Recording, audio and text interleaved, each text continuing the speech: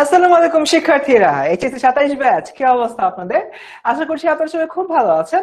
সবাইকে আমন্ত্রণ জানাচ্ছি আমাদের আজকের এই ক্লাসটিতে।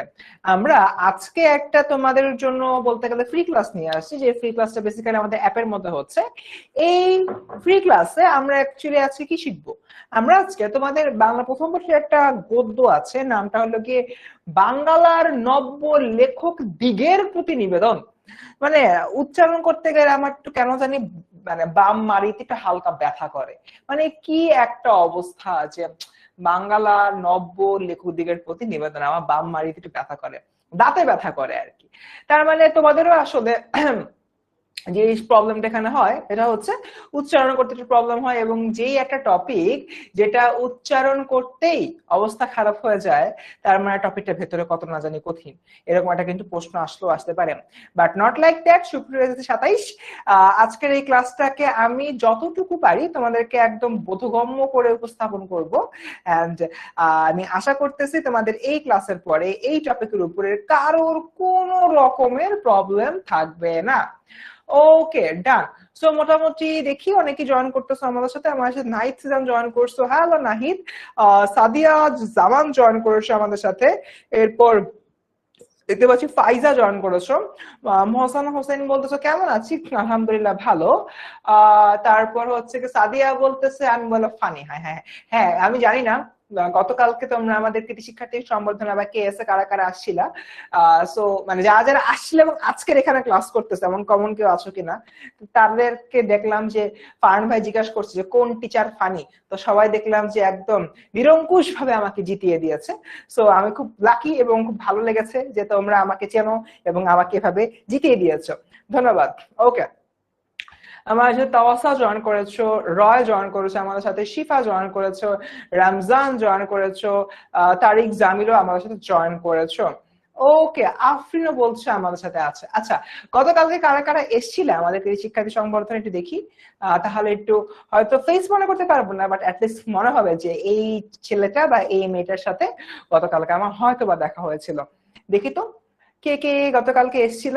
আচ্ছা, আমি ছিলাম, রাফিয়া বলতেছে আমি ছিলাম প্রোগ্রামে। সো রাফিয়া, তোমার সাথে কি আমার ছবি তোলা হয়েছে একটু কাইন্ডলি জানাও। ইমতিয়াজ বলতেছে হ্যালো হ্যালো ইমতিয়াজ, কেমন আছো তুমি? তো দেখতে পাচ্ছি সাখাওয়াত হোসেন জয়েন করেছো আমাদের সাথে। রাফিয়া বলতেছো যে ও এসেছিল, খুব ভালো। এই গল্পটা কি পেইড ব্যাচের জন্য আবার পড়ানো হবে কিনা? হ্যাঁ, অবশ্যই আবার পড়ানো হবে। ঠিক আছে, আনিকা বলতো স্টার্ট করেন ভাই, আনিকা একটু লেগে গিয়েছে। হ্যাঁ, স্টার্ট করছি। আচ্ছা, ঠিক আছে। তো আমরা দেরি না করে আমরা হলো মূল টপিকটা শুরু করি। আচ্ছা স্টুডেন্টস, তোমাদেরকে আমি সব সময় একটা জিনিস বলি, সেটা হচ্ছে টপিক টপিক দেখে টপিকটাকে বুঝতে পারা উচিত। কি বললাম? টপিক দেখে টপিকটাকে বুঝতে পারা উচিত। আমরা যদি দেখি বাঙ্গালার নব্য লেখক দিগের প্রতি নিবেদন, এই টপিকটা মানে আক্ষরিক অর্থ কি? বাংলা বলতে বাংলা বলতেছে, অর্থাৎ বাংলাদেশের যে নব্য নতুন লেখকরা রয়েছেন সেই লেখকদের কথা বলা হচ্ছে। নব্য বলতে এখানে আসলে নতুনদের কথা বলা হচ্ছে। লেখক বলতে যারা সাহিত্য রচনা করেন তাদের কথা বলা হচ্ছে। প্রতিনিবেদন অর্থাৎ দেয়ার ইজ এ পারসন, ধরে নিলাম এইখানে এই যে এই একটা লোক আছে, এই একটা লোক, যে লোকটা এখন হাসি খুশি, সে বাঙ্গালার মানে বাঙালি যে সকল নতুন নতুন লেখক রয়েছেন তাদের জন্য কিছু অ্যাডভাইস দেন। এই লোকটা বাংলার নতুন নতুন লেখকদের প্রতি কিছু অ্যাডভাইস দেন। তিনি মনে করেন, মানে কে মনে করেন, এই যে নাদুস নুদুস চিকন চাকন এই লোকটা কিছু অ্যাডভাইস দেন, এবং তিনি মনে করেন এই অ্যাডভাইস গুলো যদি কেউ মেনে চলে তাহলে বাঙালিরা খুব ভালো লেখকে পরিগণিত হতে পারবে, নাম্বার ওয়ান। নাম্বার টু, বাংলার সাহিত্য রচনাটা আসলে ওভাবে হয় না, সেই সাহিত্য রচনাটা অন পয়েন্ট হওয়ানোর জন্য সাহিত্য রচনাটা অন পয়েন্ট হওয়ানোর জন্য যে অ্যাডভাইস গুলা দরকার, সে অ্যাডভাইস গুলো নিয়ে এই চিকন চাকন নরসুন্দরটা কথাবার্তা বলতে চায়।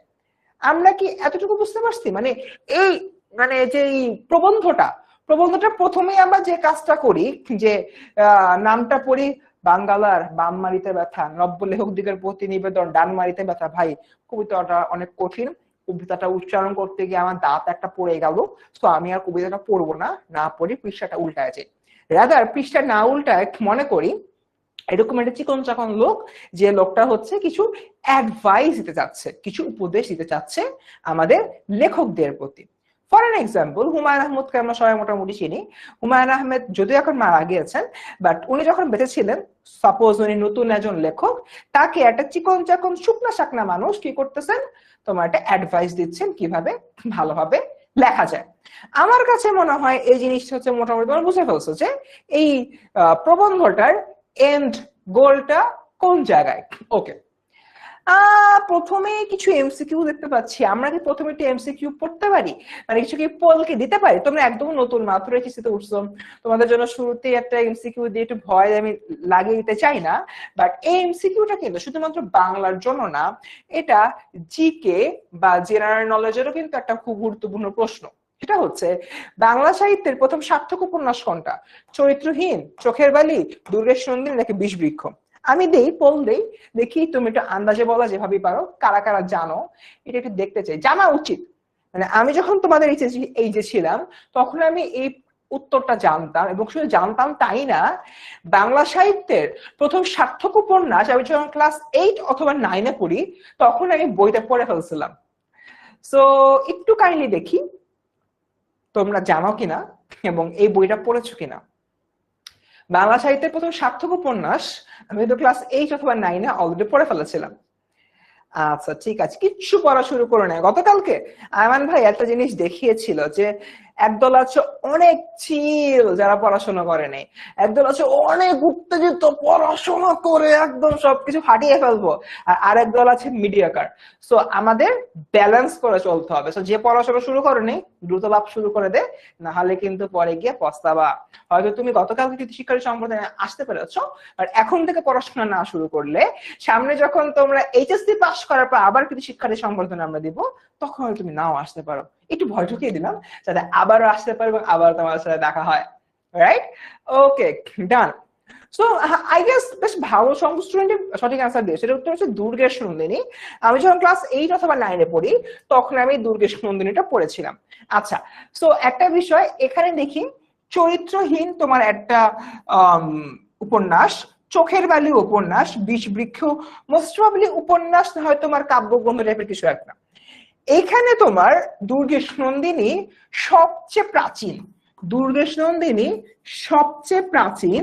তার পরবর্তী সময়তে দুর্গেশ নন্দিনী উপন্যাসের যে স্ট্রাকচারটা, সেই স্ট্রাকচারটা ফলো করে চরিত্রহীন তৈরি হয়েছে, চোখের বালি তৈরি হয়েছে।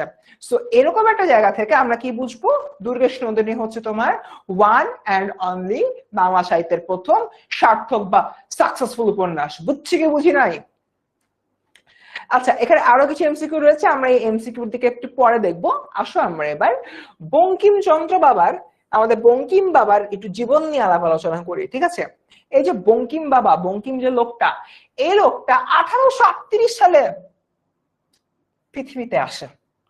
পৃথিবীতে আসে এবং আসার পরে তিনি আসলে কোথায় আসলো? আসলো হচ্ছে কি পশ্চিম পরগনার কাঁঠালপাড়া গ্রামে, বাংলা 24 পরগনার কাঁঠালপাড়া গ্রামে। প্রথম শিল্পসম্মত উপন্যাস রচনার কৃতিত্ব তারই, এই লাইনটা অনেক বেশি ইম্পর্টেন্ট। বাংলা ভাষায় প্রথম শিল্পসম্মত উপন্যাস রচনার কৃতিত্ব তারই, অর্থাৎ বঙ্কিমচন্দ্রকে বলা হয় আসলে উপন্যাসের মানে গডফাদার টাইপের। যত উপন্যাস আমরা হলো তৈরি করি, যত উপন্যাস আমরা আসলে দেখি, সেগুলা কে তৈরি করেছেন? সেগুলো তৈরি করেছে মানে সেগুলোর প্রথিত যশা শব্দটাকে বলা হয়, বা সেগুলোর হচ্ছে কি তোমার আব্বাকে, আব্বা হচ্ছে হলো কি আমাদের বঙ্কিমচন্দ্র। অনেক সময় বলে না যে কোনো কিছুতে বস বুঝাইতে হইলে সে তো এই কাজের বাপ, ঠিক তেমনি উপন্যাস রচনাতে বঙ্কিমচন্দ্র হচ্ছে সবার বাপ বা সবার বাবা। ওকে, ডান। সো গেল এতটুকু। স্বাগত জীবনে ইত্যাদি ইত্যাদি ছিল অতটা ইম্পর্টেন্ট না। আমার কাছে যেটা মনে হয় এখানে যে বিষয়টা বেশি গুরুত্বপূর্ণ, তিনি উপন্যাস ও প্রবন্ধ রচনার বাইরে একটা পত্রিকায় সম্পাদনার কাজ করতেন। সম্পাদনার কাজ করতেন। অনেকে সম্পাদক এই বিষয়টা না বুঝতে পারো, তাদের উদ্দেশ্যে বলি, সম্পাদক মানে হচ্ছে কি এডিটর। সেই পত্রিকাটার নাম কি? সেই পত্রিকার নাম হচ্ছে বঙ্গদর্শন। 1872 সাল পর্যন্ত, 72 সাল থেকে বেসিক্যালি এটি প্রকাশিত হয়।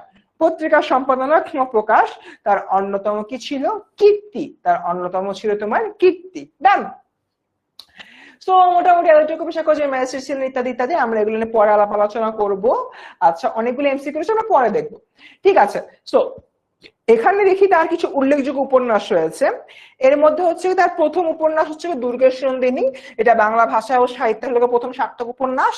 এর পাশাপাশি রয়েছে আমার কপালকুন্তলা, মৃণালিনী, বিষবৃক্ষ, কৃষ্ণকান্তের উইল। এই উপন্যাসটা কিন্তু খুবই সুন্দর। ও বাই দা ওয়ে, জানো আমার পেইড ব্যাচের স্টুডেন্টদের জন্য আমি কিন্তু এই ধরনের অনেকগুলো বই কিনেছি। ওর মধ্যে রবীন্দ্রনাথ ঠাকুরের বই রয়েছে, বঙ্কিমচন্দ্রের বই রয়েছে, শরৎচন্দ্রের বই রয়েছে, তারপর আমরা যদি হলো গিয়ে দেখি কাজী নজরুল ইসলামের বই রয়েছে।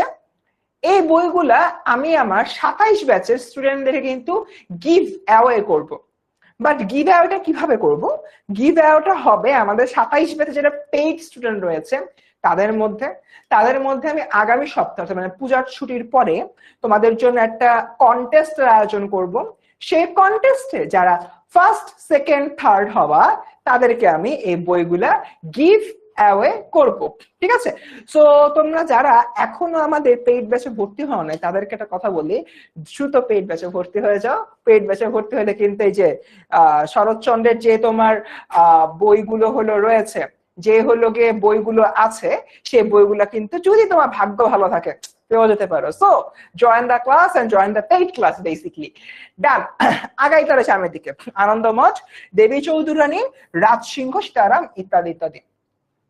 আচ্ছা, এখানে আরো বেশ কিছু ইনফরমেশন রয়েছে। আমি এখন আসলে মূল গদ্যের দিকে যাব, বাট এর মধ্যে একজন বললো যে ভাইয়া আপনি সেকেন্ড স্লটে আসেন নাই, খুব মন খারাপ করছি। মন খারাপ করার কিছু নাই, আন্তরিকভাবে দুঃখিত। আজকে আমার একটা এক্সাম ছিল, সো আমার অ্যাকচুয়ালি বাসায় যেতেই হতো। সো আমার বাসায় গিয়ে নিজে পড়াশোনা করেছি। আমার এক্সাম না থাকলে আমি রাত পর্যন্ত থাকতাম তোমাদের সাথে। ওকে, ডান। মুহসিনা বলতেছে ভাইয়া কিসের কন্টেস্ট বলেন না? ওইটা পেইড ব্যাচে অ্যানাউন্সমেন্ট হবে। তুমি যদি আমাদের পেইড ব্যাচে থেকে থাকো, সো তোমরা পূজার ছুটির পরে এই প্রতিযোগিতার কথা শুনতে পারবা, যেটার পুরস্কার হিসেবে কাজী নজরুল, রবীন্দ্রনাথ, শরৎচন্দ্র, বঙ্কিমচন্দ্রের যে সকল সেরা সেরা বইগুলো রয়েছে, এরকম 3টি বই ওই পুরস্কারের বিজয়ী টপ 3 জনকে দিয়ে দেওয়া হবে আমার তরফ থেকে, গিভ অ্যাওয়ে করব, ঠিক আছে। ডান। সো বেসিক্যালি এখানে তেমন কিছু না। রাজমোহনস ওয়াইফ তার একটা ইংরেজি উপন্যাস, এটা অ্যাকচুয়ালি আমাদের একটু মাথায় রাখতে হবে, এই জিনিসটা এমসিকিউর জন্য ইম্পর্টেন্ট। ওকে, ডান। সো গেল এতটুকুই। আমরা হচ্ছে গিয়ে কই পরিচিতি পড়লাম। কই পরিচিতি পড়ার পরে এবার হচ্ছে গিয়ে আমরা, আচ্ছা, সো রাজমোহনস ওয়াইফ, ওকে, শব্দার্থ টিকা। শব্দার্থ টিকাটা আমি একটু হালকা পাতলা পড়ি, কারণ মূল জিনিসটা আসলে আমরা পেইড ব্যাচে পড়াশোনা করবো, টাচ আপ দিয়ে যাবো। আচ্ছা, ক্লাসটা বেশি কিছু লেন্দি হবে না, হোপফুলি 9টা 9টা 10 এরকম টাইমে হচ্ছে গিয়ে তোমার জিনিসটা আমরা হলে ছেড়ে দিব। আচ্ছা, একজন বলছে ভাই 26 ব্যাচের জন্য করলে হয় না? বাবা, আগামীকালকে সন্ধ্যা 7টায় 26 ব্যাচের ফ্রি ক্লাস হবে, সেখানে তোমার জন্য অ্যানাউন্সমেন্ট আছে। সো 26 ব্যাচের অ্যানাউন্সমেন্ট 26 ব্যাচেই দিই। তুমি তো হচ্ছে চুরি করে ছোটদের ক্লাসে ঢুকে গেছো, আমি তো এটা করতে পারি না, রাইট? সো তোমাদের অ্যানাউন্সমেন্টটা কালকে, আজকে না। ওকে, ডান। মূল শব্দ হচ্ছে কি যশ, সুখ্যাতি, সুনাম, কীর্তি। মানে সাপোজ কাকে নিয়ে এটা বলি, কাকে নিয়ে বলি, কোন স্টুডেন্টটাতে, ওকে ঠিক আছে, মুহসিনা বলো ফ্রি ক্লাস করতে এসে কন্টেস্টের কথা জেনে গেলাম, বাট মুহসিনা কন্টেস্ট শুধু পেইড ব্যাচের স্টুডেন্টের জন্য, তুমি যদি পেইড ব্যাচে ভর্তি না হও তাহলে তো হবে না। আচ্ছা, ঠিক আছে, ওকে, ডান। আমি দেখতে পাচ্ছি কে আমাকে হলো আমার সাথে হচ্ছে কথা বলতে পারে। ফাতিমা মাত্র আমাকে সালাম দিয়েছে, ওয়ালাইকুম আসসালাম, ঠিক আছে। নওশিন নাজিয়া বলছে 9:30 পর্যন্ত, ভালো হয়, ঠিক আছে নওশিন, পড়াবো 9:30 পর্যন্ত। অরূপ বড়ুয়া, নামটা পছন্দ হয়েছে। আচ্ছা, সাপোজ অরূপ এখন ইন্টার ফার্স্ট ইয়ারে পড়ে, রাইট? ও ইন্টার ফার্স্ট ইয়ারে পড়ে এবং দেখা গেল ও খুব ভালোভাবে পড়াশোনা করলো। পড়াশোনা শেষ করেও আমি জানি না অরূপের টার্গেট কি, ধরে নিলাম অরূপও ঢাকা বিশ্ববিদ্যালয়কে স্বপ্ন দেখে, ঢাকা বিশ্ববিদ্যালয়ে পড়তে চায়। ও ঢাকা বিশ্ববিদ্যালয়ের প্রথম সারির কোন একটা বিভাগে ভর্তি হলো। প্রথম সারির কোন একটা বিভাগে ভর্তি হওয়ার পরে অরূপ হচ্ছে আমাদের 10 মিনিট স্কুল হয়তো অ্যাপ্লাই করলো। অ্যাপ্লাই করার পর ও টিচার হয়ে গেল, এবং ধীরে ধীরে দেখা যাচ্ছে অরূপ এত ভালো পড়াতে লাগলো, সবার কাছে ওর নাম ছড়িয়ে পড়েছে। সবাই এক বাক্যে অরূপকে অরূপ ভাইয়া নামে চেনে। তার মানে দেখো অরূপ আসলে ওর জায়গা থেকে ফেমাস হয়ে যাচ্ছে। ওর যে সুনামটা, পড়ানোর যে খ্যাতিটা, সেই খ্যাতিটা কিন্তু ছিল চারদিকে ছড়িয়ে পড়ে। সো এই জায়গাটাই এখানে বলা হচ্ছে, সেটা হচ্ছে তোমার যশ বা সুখ্যাতি। ওকে, ডান। মোটামুটি এতটুকুই। এরপর দিকে লোকরঞ্জন, জনসাধারণের মনোরঞ্জন বা সন্তোষ বিধান। আচ্ছা, গতকালকে ওই কৃতি শিক্ষার্থী সংবর্ধনায় আমাকে তোমরা বলছো আমি বলে খুব ফানি, আমি বলে খুব মজা করে পড়াই। সত্যি কথা বলতে এই যে মজা করে পড়াই, তার আগে এই এক একটা স্লাইড নিয়ে কতবার যে ঘাটি, কতবার যে পড়ি, পড়ে পড়ে এটা ঠিক করি যে স্লাইডের কোন জায়গায় আমি কিরকম ভাবে রিয়াক্ট করব, যে রিয়াক্টটা তোমরা দেখলে মজা পাবা। কারণ বাংলাটা, ভাই সত্যি কথা একটা বলে, বাংলাটা বোরিং সাবজেক্ট।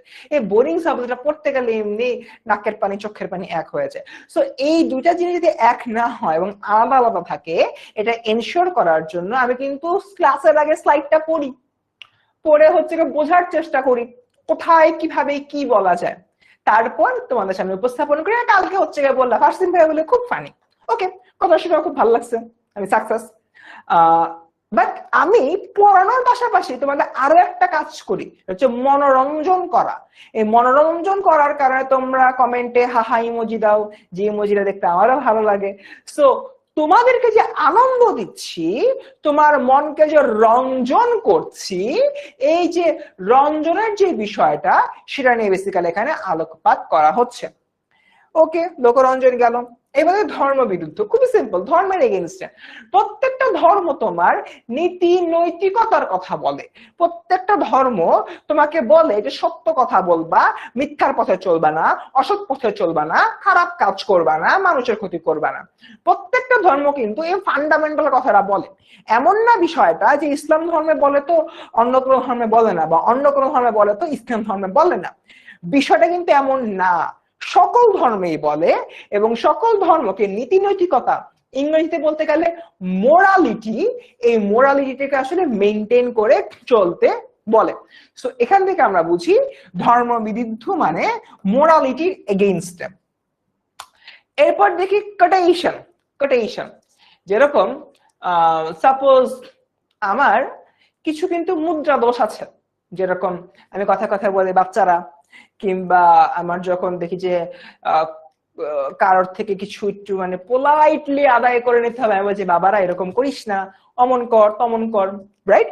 সো এইরকম একটা জায়গা থেকে এই যে আমি বললাম বাচ্চারা, ওয়ান ওয়ার্ড, তারপর বললাম যে হলো বাপ, তারপরে হচ্ছে যে তোমার আমি ক্লাসের শুরুতেই বলে আসসালামু আলাইকুম সবাইকে, সবাইকে আমন্ত্রণ জানাচ্ছি 10 মিনিটস ক্লাসে।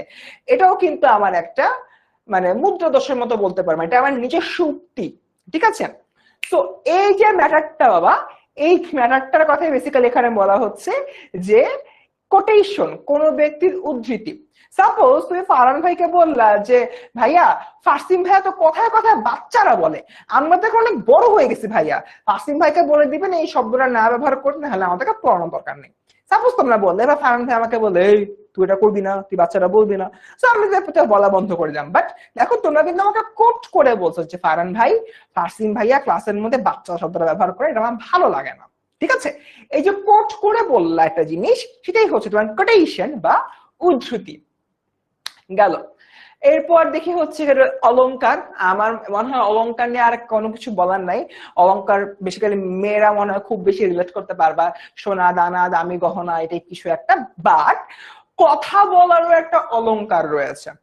ফর অ্যান এক্সাম্পল, আমি এখন তোমাদেরকে দুই ভাবে কথা বলে দেখাবো, তোমরা একটু আমাকে বলবা যে কোন ধরনের কথাটা শুনতে ভালো লাগে, প্রথম ধরনের কথাটা নাকি দ্বিতীয় ধরনের কথাটা, ঠিক আছে?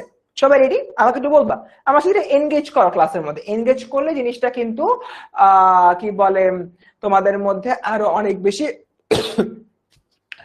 মানে বুঝতে পারবা আর কি। ঠিক আছে, একটু আমার সাথে এনগেজ করবা। আমি এখন তোমাদের সাথে দুই ভাবে কথা বলে মানে উপস্থাপন করব। ধরে প্রথম ধরনে আমি কথা বলা শুরু করছি। সাপোজ ক্লাসে এসে বললাম, এই কি অবস্থা, কেমন আছো তোমরা, ভালো আছো না?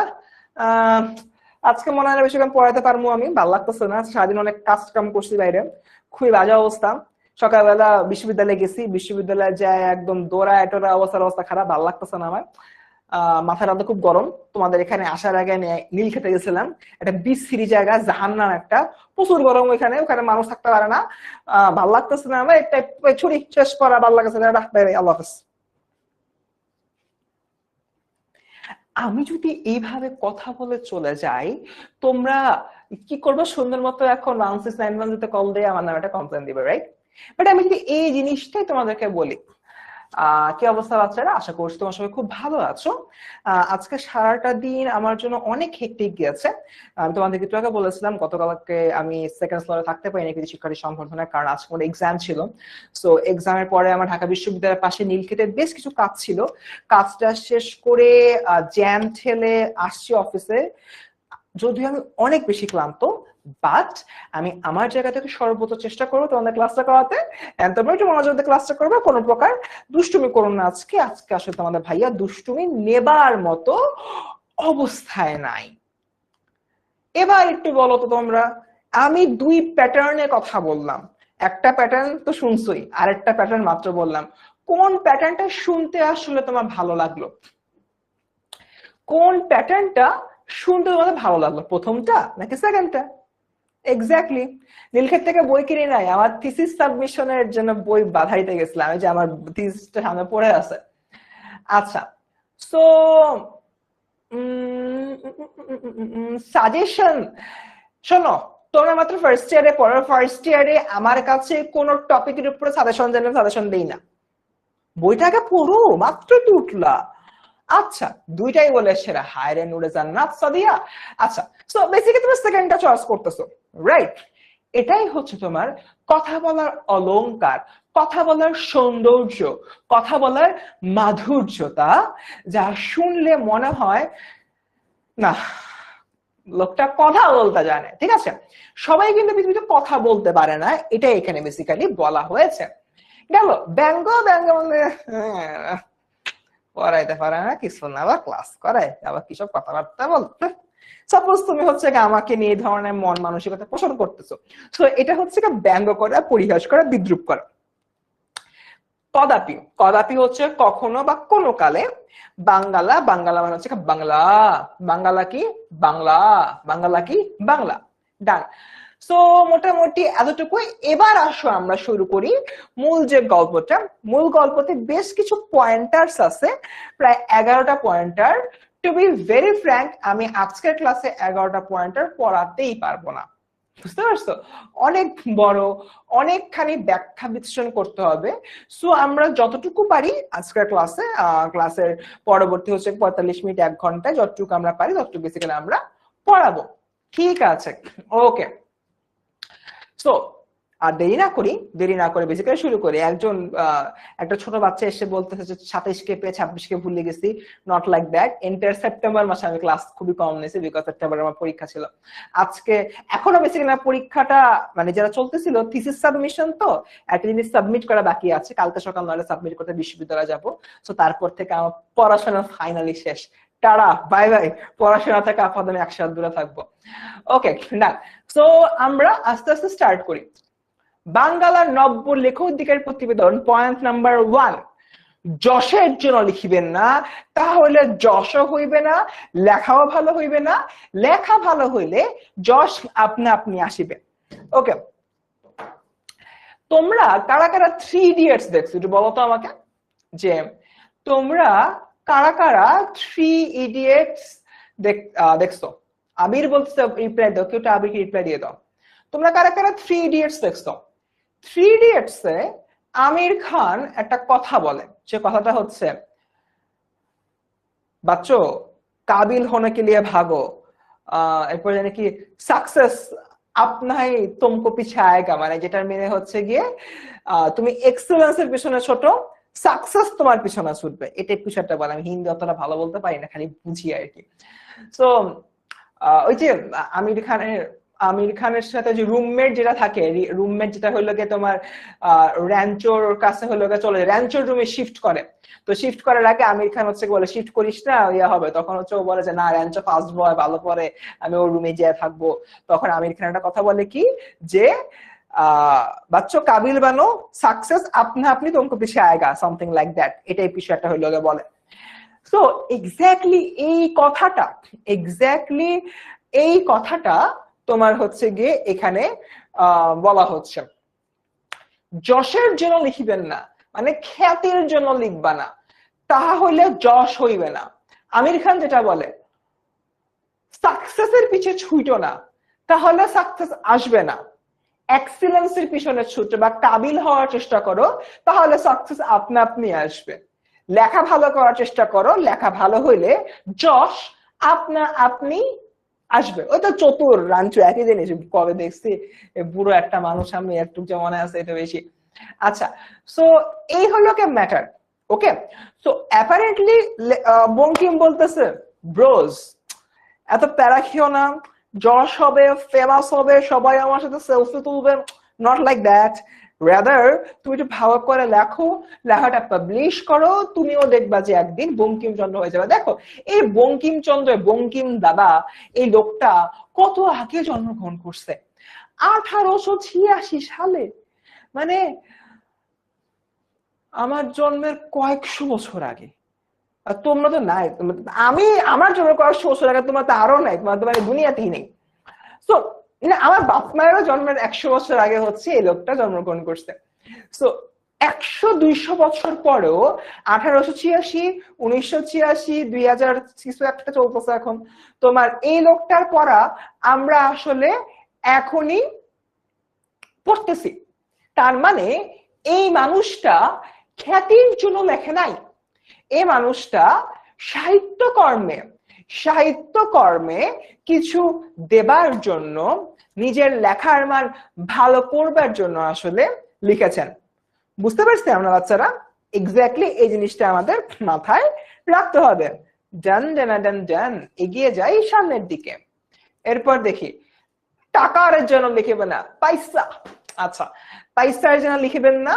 ইউরোপে এখন অনেক লোক টাকার জন্যই লেখে এবং টাকাও পায়, লেখাও ভালো হয়, কিন্তু আমাদের এখনো সেদিন হয় নাই।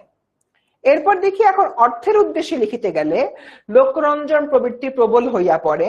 এখন আমাদিগের দেশের সাধারণ পাঠকের রুচি ও শিক্ষা বিবেচনা করিয়া লোকরঞ্জন করিতে গেলে রচনা বিকৃত ও অনিষ্টকর হয়ে উঠেছে। এখানে অনেক বড় কিছু লোকে লিখছে। আমি এই পয়েন্টারটার সাথে আমার নিজের জীবনের একটা উদাহরণ তোমার সাথে শেয়ার করতে চাই। তোমরা যদি হলো কি শুনতে চাও তাহলে আমি বলবো, আর এটা খুবই একটা পার্সোনাল কথা, বাট আজকে যেহেতু আমাদের অনেক স্টুডেন্ট সাথে রয়েছে এবং এই টপিকটা এমন একটা টপিক, লাইন বাই লাইন পড়ে বুঝানোর পাশাপাশি কিছু রিলেটেবল এক্সাম্পল দিলে তোমরা হচ্ছে কি মনে রাখবা। যেরকম নাম্বার 1 যেটা বলছে আজীবন মনে থাকবে, বাসিম ভাই বলছে এখানে চাতুর আর রামচর্যের কথাটা, বাচ্চা কাবিল হনেকে ভাগো, আপনা আপনি তোমার পিছে আয়েগা, এটা আজীবন মনে থাকবে। সো ওইভাবে আমি নাম্বার 2 এ আমার নিজের লাইফের একটা এক্সাম্পল দিতে চাই। Anyone wants to hear? কেউ কি শুনতে চাও? আচ্ছা, অরূপ বলতে শুনতে চাই। ওকে, খালি অরূপই বলছে, আর কিছু বলা নেই। আচ্ছা, মাহিয়া, সুন্দর নাম, ও বলতে শুনতে চায়। ফারিয়া শুনতে চায়। মারিফা, মেহজাবির মারিফা, ও শুনতে চায়। তন্ময় শুনতে চায়। ওকে, আচ্ছা, আমি তখন ক্লাস 8-এ পড়ি। আমার বাসায় তখন হচ্ছে আব্বুর একটা বাটন মোবাইল ফোন, আম্মুর একটা বাটন মোবাইল ফোন। না, ভুল বললাম, আমি ক্লাস 7-এ পড়ি তখন। সো দুইজনেই বাটন মোবাইল ফোন। ওকে, ভালো কথা। বাটন মোবাইল ফোনে যে নোকিয়ার যে কিছু মোবাইল আছে না, যে যেটা দিয়ে ভাঙলে ইট ভেঙে যায়, মোবাইল ভাঙে না, ওইটা ফোন আর কি। সো তোমার হচ্ছে দেখি যে ওই ফোনের মধ্যে গেলে স্নেকস এর একটা গেম ছিল আম্মুর ফোনে, ওই আম্মুর ওই ফোনে স্নেকস এর এই গেমটা হচ্ছে খেলতাম, খুব মজা, তাই এই গেম খেলি, ইয়াস এই তো লাইফ, স্কুলে যাই আসি গেম খেলি ঘুমাই খাই দাই, আর কি আছে জীবনে। তো এরকম করতে করতে আস্তে আস্তে আমাদের ওই সময় থেকে আমরা যখন একটু বড় হইলাম, 8-এ উঠলাম বা 7-এ উঠলাম, দেখি যে তোমার স্মার্টফোন সবাই ইউজ করা শুরু করছে। এখন তো স্মার্টফোন আপনাদের সবারই আছে, যেহেতু আপনারা ক্লাসটা করতেছেন, ওটা ভালো কথা, স্মার্টফোন। তো আমাদের বাসায় কোনো স্মার্টফোন ছিল না। এরপর যে কাজটা হইলো, আমি একদিন ভাবলাম আমার আম্মুকে, আম্মুর জন্মদিনের দিন, আমার আম্মুর জন্মদিন গেল কয়েকদিন আগে, কবে গেল, গতকালকে তো, হ্যাঁ গতকালকে আমার আম্মুর জন্মদিন ছিল। হ্যাঁ এবার সো আম্মুকে আম্মুর জন্মদিনে একটা স্মার্টফোন গিফট করবো। আমি আব্বুর কাছে গেলাম, আব্বুকে গিয়ে বললাম যে আব্বু আম্মুকে একটা হলো স্মার্টফোন গিফট করব, কিন্তু তোমার একটু আমাকে সাপোর্ট দিতে হবে, মানে আমার কাছে পুরা টাকাটা নাই। তো আব্বু বলতেছে তুমি কত দিতে পারবা? তো আমি বললাম যে আমার কাছে মোটা কোন রকমের 5,000 টাকা আছে, 5,000 টাকা দিতে পারবো, বাকিটা তুমি ম্যানেজ করো। ফোনের দাম 9,999 টাকা। তো ঠিক আছে, একটু আমি ব্যাগ জ্যাক করে বলতেছি, একটু শুনে মনোযোগ দিয়ে। তো আব্বু হচ্ছে দিল, আব্বু হলো চলো আমিও যাবো তোমার সাথে। সো তখনকার সময়, এখন অ্যাকচুয়ালি এখনো আছে বাট এখন অতটা ফেমাস না, ঢাকায় একটা খুব বিখ্যাত মোবাইল মার্কেট ছিল মোতালেব প্লাজা, এখনো আছে, তোমার হচ্ছে আমার ভার্সিটি এরিয়ার পাশে। সো মোতালেব প্লাজায় আমি আর আমার আব্বু গেলাম, গিয়ে পছন্দ করে মোবাইলটা কিনলাম। ওই মোবাইলটাই মানে কোত্থেকে আমি দেখছি স্যামসাং এর একটা ফোন দেখেছি, আমার এক বন্ধু ওই এক্সাক্ট ফোনটা চালাইতো, আমার কাছে মনে হতো যে আচ্ছা আম্মুকে দিব, আম্মু খালি ফোনটা নিয়ে কথা বলবে, মাঝে দিয়ে আমি খালি সারাদিন ওই মোবাইলের মধ্যে ফুটবল খেলবো। সো এই নিজের একটা স্বার্থ স্বার্থ ছিল, তো সবকিছু মিলে ওকে আম্মুকে গিফট করলাম, মোবাইলও পাইলাম, ভালো কথা, বাট ওইভাবে কখনই মানে মোবাইল খেলা হয়নি। সো তখন আমি আস্তে আস্তে ইউটিউবের কথা শুনতাম যে ইউটিউবে নানা রকম ভিডিও টিডিও পাওয়া যায় ইত্যাদি ইত্যাদি।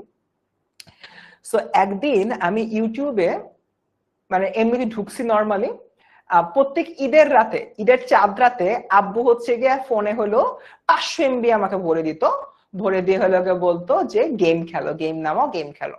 তো আমি গেম নামাই, গেম খেলি, এবং হচ্ছে গিয়ে তোমার ইউটিউবে হলো গিয়ে একটু মানে ভিডিও টিডিও দেখি।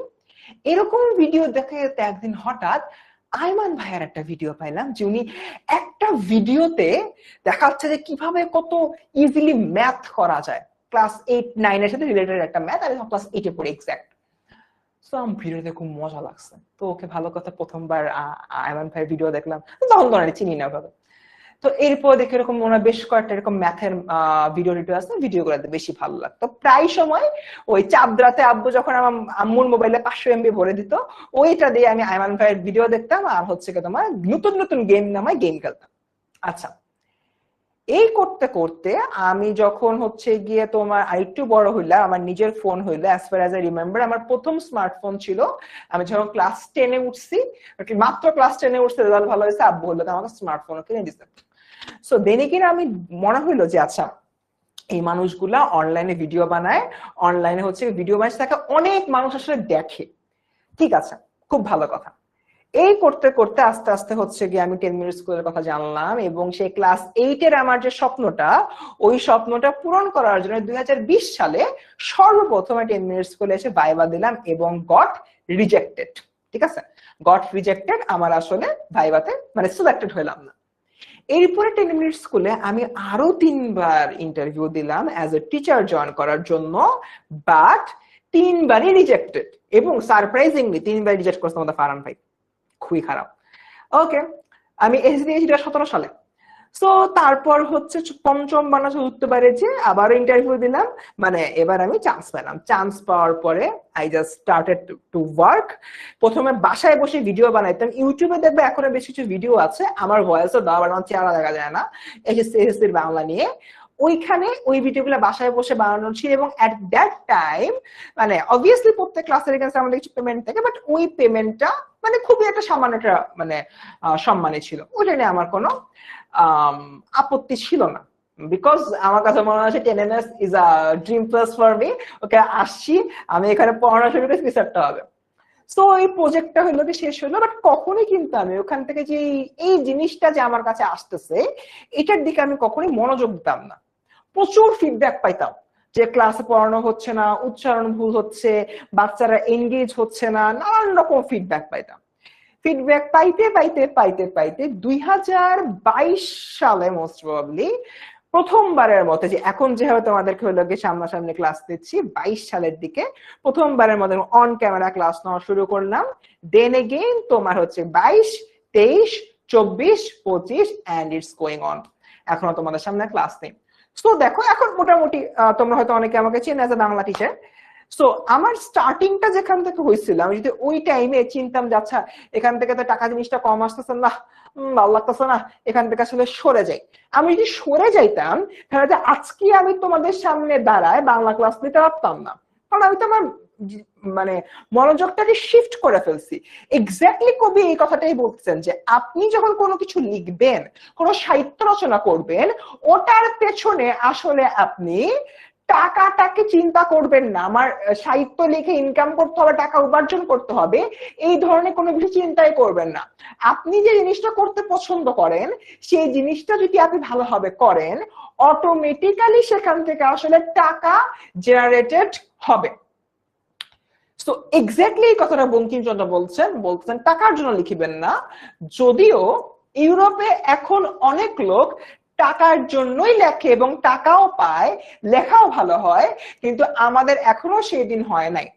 ইউরোপে লেখকরা বা যারা রাইটাররা তারা জিনিসটাকে খুবই প্রফেশনালি দেখেন, তারা টাকার জন্যই লেখে, বাট ওটার মধ্যে সাহিত্যর যে তোমার মাহাত্ম্য, সাহিত্যের যে তোমার হলো গুরুত্ব, সেটাকে কখনোই অবজ্ঞা করে না, সেটাকে কখনো তোমার অবহেলা করে না। বাট আমাদের দেশে যেখানে আমরা একটা অতটা উন্নয়নশীল বা উন্নত কান্ট্রি না, আমাদের দেশে যদি এখানে আমরা অর্থের উদ্দেশ্যে লিখতে নিই, তখন যেটা যা ইচ্ছা তাই হয়ে যাবে এবং সেখানে আমরা লোকরঞ্জন প্রবৃত্তি প্রবল হয়ে পড়ে। দেখো আগেরকার দিনে হুমায়ুন আহমদ স্যারের আমল পর্যন্ত আমরা যত ভালো ভালো বই দেখতে পেতাম, বই মেলায় যাওয়ার প্রতি একটা যে মনের ভেতরে হচ্ছে তোমার আকর্ষণ বোধ করতাম, এখন আসলে আকর্ষণ বোধ করি না। তার কারণ হলো আস্তে আস্তে বাঙালি লেখকদের মধ্যে বইমেলা একটা হচ্ছে গিয়ে টাকা উৎপাদন কেন্দ্রে পরিণত হচ্ছে। ওকে, আমি যেরকম লাস্ট বই মেলায় যে খুব বোকা হয়ে গেছি, বই মেলার মধ্যে তোমার কেকের দোকান, মিষ্টির দোকান, তারপর হচ্ছে ডাবের পুডিং এর দোকান, ফুচকার দোকান, আইসক্রিম আর ফুচকা মোটামুটি থাকতো সবসময়, এটা মানে নতুন কিছু না, বাট এসব দোকান এবং আরো উইয়ার্ড বিষয় বইমেলার মধ্যে কাপড়ের দোকান, মানে বইমেলার গেটের বাইরে কয়েকজন হচ্ছে আপু টেবিল বিছায় থ্রি পিস বিক্রি করতেছে, মানে বইমেলার একটা মানে কি একটা কম্বো মেলা যে হইছে। সো এটা এখানে বলা হচ্ছে, তুমি যখন লিখবা, লেখার সময় তোমার একটাই উদ্দেশ্য, আমি একটা সাহিত্য রচনা করছি, সেটাই তোমার উদ্দেশ্য, রাইট? বাট পয়েন্ট টু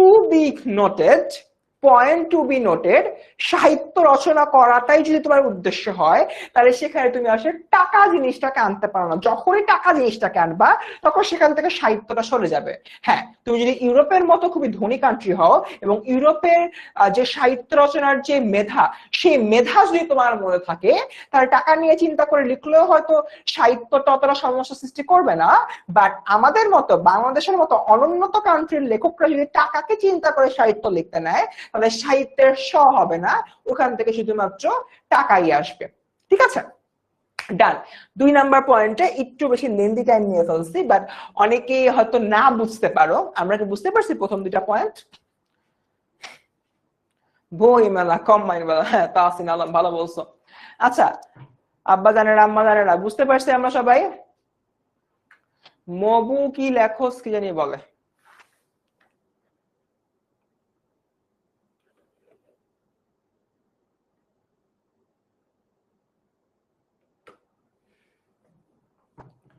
আচ্ছা সবাই ক্লিয়ার?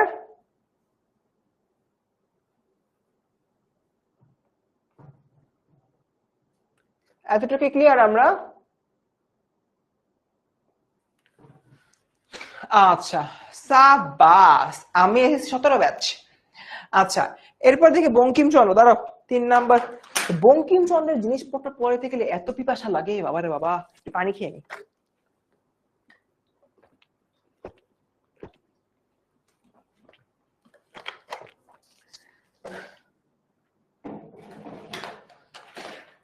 ডান। আগে যদি মনে বুঝিতে পারেন যে লিখিয়া দেশের বা মনুষ্য জাতির মঙ্গল সাধন করিতে পারবেন অথবা সৌন্দর্য সৃষ্টি করতে পারবেন তবে অবশ্য লিখিবেন। আচ্ছা, তোমার লেখার মধ্যে মানুষের মঙ্গল কামনা করার বিষয়টা থাকতে হবে। এটার একটা উদাহরণ আছে। আমরা হুমায়ুন আহমেদের বেশ কিছু উল্লেখযোগ্য রচনার মধ্যে একটা রচনা নারী পুরুষ নির্বিশেষে সবাই পড়ি, সেটা হচ্ছে কি হিমু, আর আরেকটা তার ক্যারেক্টার হচ্ছে কি মিসির আলী। এই দুটো রচনা কিন্তু আমরা মোটামুটি সবাই পড়ি। তোমরা কেউ বলতে পারো যে কেন, কোন কারণে আমরা আসলে হিমু বা মিসির আলীর মতো ক্যারেক্টারকে পছন্দ করি? কারণটা আমি বলি, তোমরা সব ছোট অনেক, তোমরা তো বুঝতে পারবা না।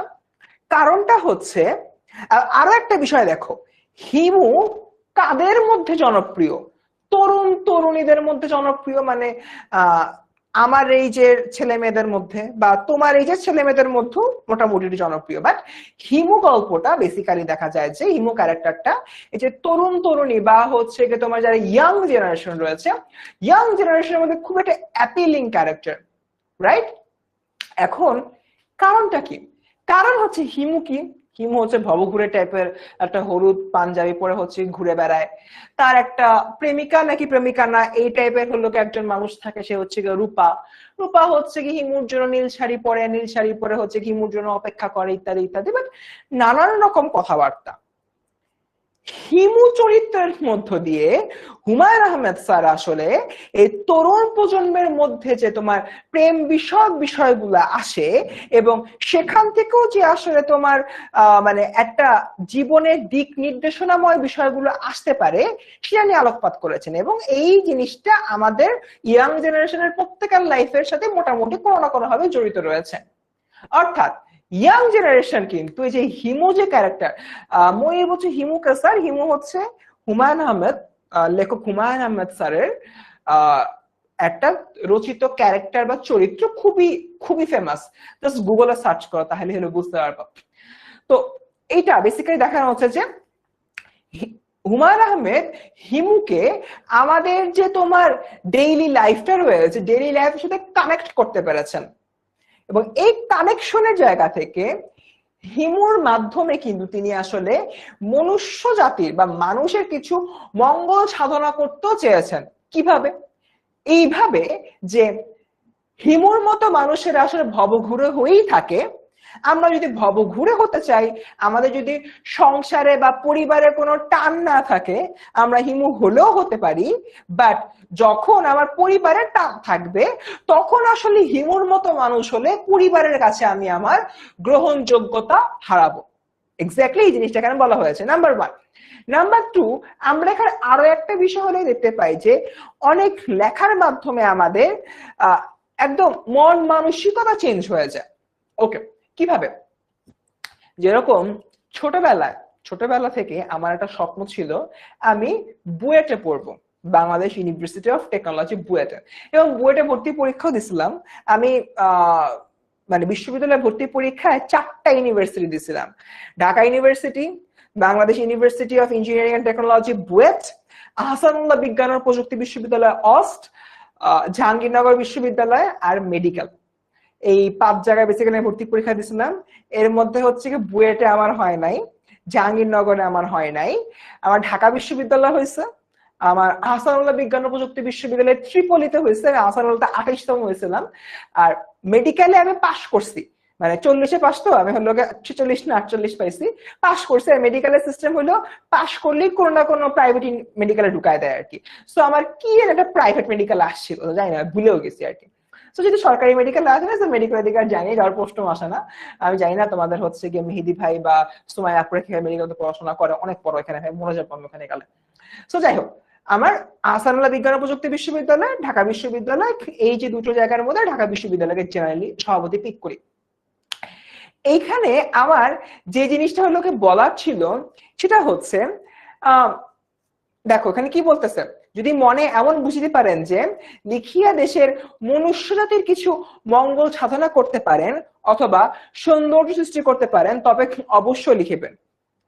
যখন আমার সামনে অপশন আসে দুইটা, ঢাকা বিশ্ববিদ্যালয় নাকি আহসানুল্লাহ, তখন আমার চারপাশের মানুষরা এটা বলা শুরু করে ঢাকা বিশ্ববিদ্যালয়ের করিডোর দিয়ে হেঁটে গেল জ্ঞান লাভ হয়। ঢাকা ইউনিভার্সিটি ইটসেলফ এমন একটা এন্টিটি যেখানে গেলে আসলে মানুষজনের মানে চিন্তা ধারণা সবকিছু চেঞ্জ হয়েছে, এবং দ্যাট ইজ ট্রু।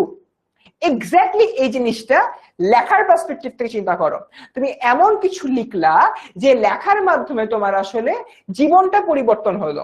আমি যখন ছোটবেলা গল্প উপন্যাস পড়তাম, সে গল্প উপন্যাসে আমি কিন্তু আহসানুল্লাহ বিজ্ঞান ও প্রযুক্তি বিশ্ববিদ্যালয়ের কোনো ব্যাখ্যা শুনি নাই। আমি ঢাকা ইউনিভার্সিটির ব্যাখ্যা শুনছি, আমি টিএসসির ব্যাখ্যা শুনছি, আমি কার্জন হলের ব্যাখ্যা শুনছি। সো ঢাকা ইউনিভার্সিটিতে পড়ার আগেই আমি টিএসসি কার্জন হলের একটা কথা নিজের দৃশ্যপট আমি এঁকে নিয়েছিলাম। এটা কোত্থেকে জানছি? আমার পড়া গল্পের বই থেকে, বা আমার মা বাবা পাড়াপড়শি মানুষের মুখ থেকে। ঠিক আছে? তার মানে অনেক সময় এই যে লেখনী, এই যে লেখা, সেই লেখাটা আসলে তোমার চিন্তাধারাকে পরিবর্তন করে ফেলে। Not only that but also তোমার একটা মঙ্গল সাধনা করে। এই যে তোমার মঙ্গল সাধনা করার যে বিষয়টা, সেটা নিয়ে বেসিক্যালি এখানে কথাবার্তা বলা হচ্ছে। এরপর দেখি, যাহারা অন্য উদ্দেশ্যে লেখেন তাহাদিগকে যাত্রাওয়ালা প্রভৃতি নিজ ব্যবসায়ী দিগের সঙ্গে গণ্য করা যাইতে পারে। আচ্ছা, আমি এই জিনিসটা হলো কি বুঝাচ্ছি, তার আগে একটু বলো 3 নম্বরের এই পার্টটা বুঝতে পেরেছো কিনা। মঙ্গলের যে বিষয়টা, মঙ্গল সাধন করার যে বিষয়টা, এটা আমরা বুঝতে পেরেছি কিনা একটু কাইন্ডলি জানাও তো। আচ্ছা হ্যাঁ, তাওসিফা ভালো কথা বল, সবাই মন দিয়ে পড়তেছো না। আচ্ছা আমাকে একটু বলো, এই যে 3 নাম্বার পয়েন্টের মঙ্গল সাধনার বিষয়টা কি তোমরা বুঝতে পারছো?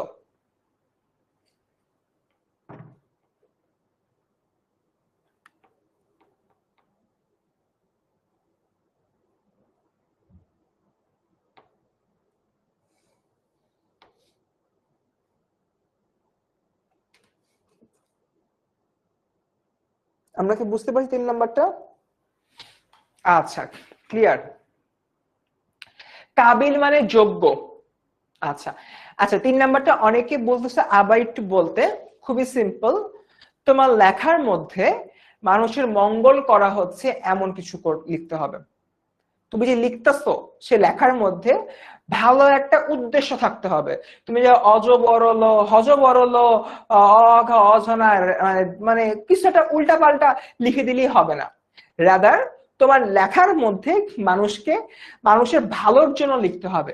কারণ লেখা মানুষকে আসলে তোমার অনুপ্রাণিত করে, মোটিভেটেড করে, পরিচালনা করে। যেটা আমি বললাম, আমি ছোটবেলায় অনেক গল্পের মধ্যে ঢাকা ইউনিভার্সিটির ব্যাখ্যা শুনছি, আহসানুল্লাহর ব্যাখ্যা শুনি নাই। তো আমি যখন আহসানুল্লাহ ঢাকা ইউনিভার্সিটি, দুটো ইউনিভার্সিটি চান্স পেয়েছি, আমি আসলে আহসানুল্লাহর দিকে যাই নাই, না যে আমি ঢাকা ইউনিভার্সিটি দিকে গেছি, বিকজ এই গল্পগুলো আমি আগে শুনে আসছি। সো ওই লেখনী গুলো আমাকে প্রভাবিত করেছে। তার মানে তুমি যখন লিখতে বসবা তখন তোমার একটু মনোযোগ দিয়ে লিখতে হবে, যে লেখার মাধ্যমে মানুষের উপকার হবে। এবার ক্লিয়ার? যারা বুঝতে পারেনি শুরুতে পোল পড়ে, ইউষা খালি পোল চায়। আচ্ছা আমরা কি এবার বুঝতে পারছি? যারা ইনিশিয়ালি বুঝতে পারছিলেন না, এবার কি বুঝতে পারছি?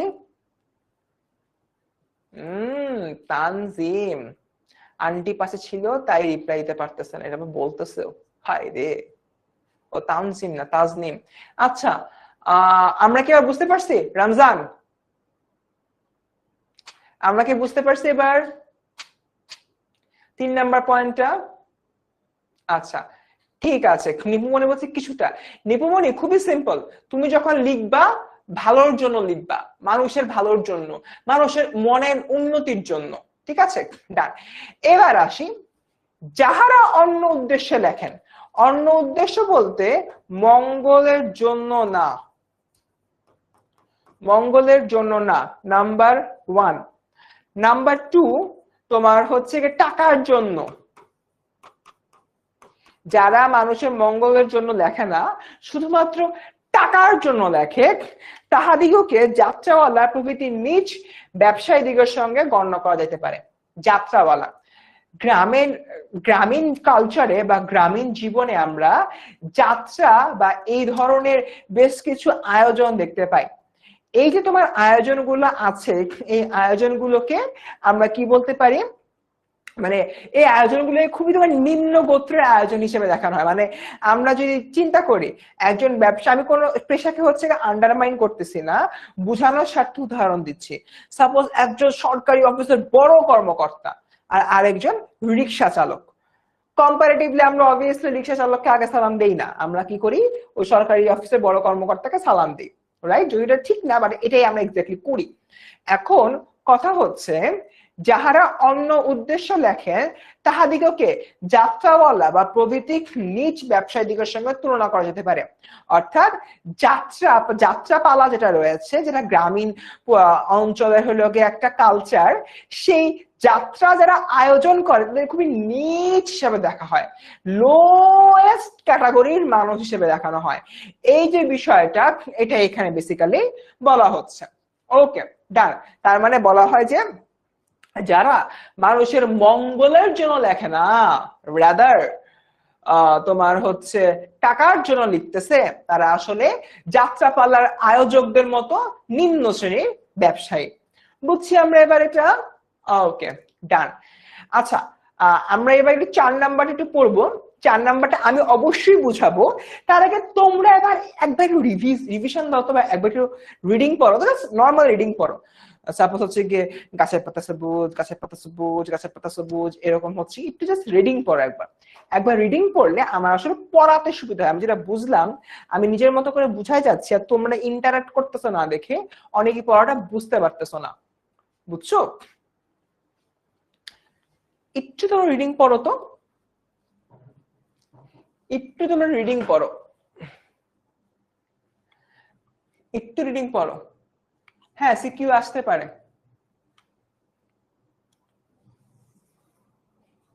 একটু রিডিং পড়ো, একটু রিডিং পড়ো। আমি দেখলাম যে বিভিন্ন উদাহরণ দিয়ে পড়াচ্ছি ঠিকই, বাট তোমরা বুঝতে পারতেছো না, খুবই স্বাভাবিক, নিজেদেরকে পড়ে আসো নেই। তন্ময়, এই জন্য তুমি লেখক হতে পারবা না। আচ্ছা, একটু রিডিং পড়ো, রিডিং পরে লেখা হচ্ছে ডান, রিডিং পরে লেখা হচ্ছে ভাইয়া ডান।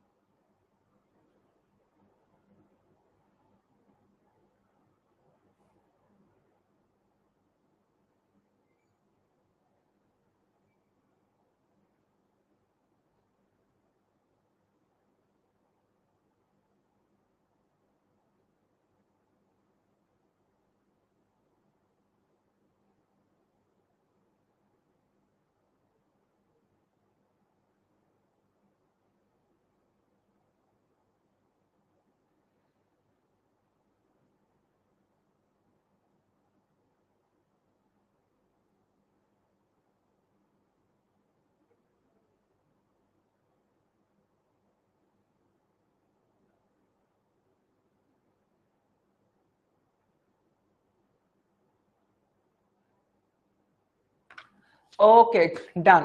ঠিক আছে, সবাই যেহেতু হলো কি শেষ করছো, তাহলে এবার চলো আমি এটা পড়ানো শুরু করি। দেখো কি বলতেছে, মানে নর্মাল রিডিং পড়লে কিন্তু বোঝা যায় যত অসত্য মানে মিথ্যা, ধর্মবিরুদ্ধ মানে মোরালিটির এগেইনস্টে, পরনিন্দা বা পরপীড়ন অর্থাৎ গীবত করা, গীবত করতে আমাদের, যে আমরা তো এখন বলি বিচিং করি, চল দোস্ত একটু বিচিং করি, এই যে বিচিং করার যে বিষয়টা, এটা নিয়ে কথাবার্তা বলতেছে যে পরনিন্দা বা পরপীড়ন, স্বার্থ সাধন যাহার উদ্দেশ্য, সে সকল প্রবন্ধ কখনো হিতকর হইতে পারে না, সুতরাং তাহা একেবারে পরিহার্য। সত্য ও ধর্মই সাহিত্যের উদ্দেশ্য, অন্য উদ্দেশ্যের লেখনী ধারণ মহাপাপ। পরিহার্য, পরিহার করা হয় এমন।